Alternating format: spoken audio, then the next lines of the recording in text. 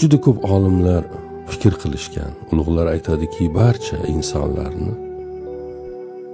go'zal deb bilgan va intilayotgan yagona maqsadi nima degan savolni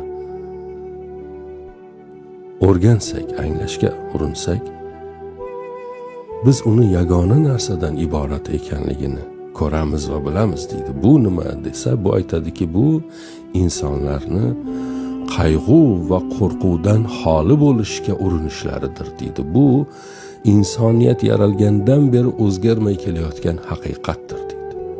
İnsanlar yaxshi bo'lsin, yomon bo'lsin, to'g'ri bo'lsin, egri bo'lsin, halolda yashasın, haromda yashasın, farqi yo'q.